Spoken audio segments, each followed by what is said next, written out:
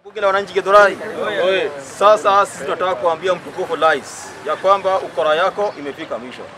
Sasa tumeona unaenda ukilonji vitu ambavyo haziwezekani.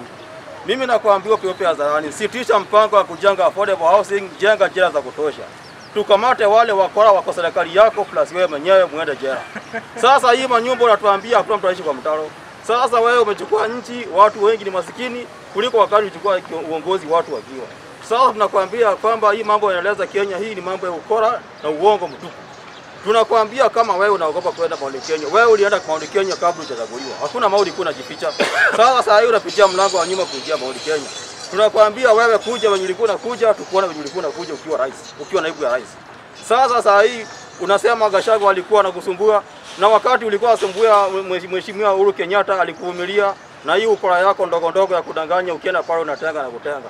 Uhuru kama angekuwa na nia kama yako, wewe ungemaliza hatamu ya uongozi kwa muhula wa pili.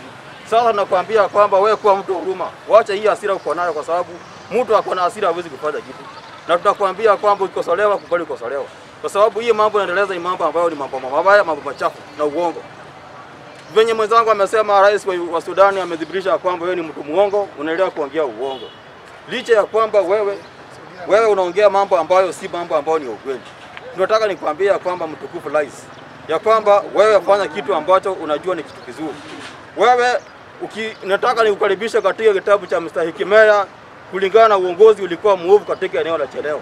Wewe sasa umejivaa magwanda ambayo ni ya gavana ambaye alikuwa anashirikiana na wakora na kunyanyasa raia katika kitabu cha Mstahiki Meya. Sasa wewe umeonekana mtu wa mfano hiyo, kwa sababu umekuwa ukitoa pesa hadharani kanisani ukidanganya ni mambo ya kutoa na ni pesa ya umma ambayo unatumia.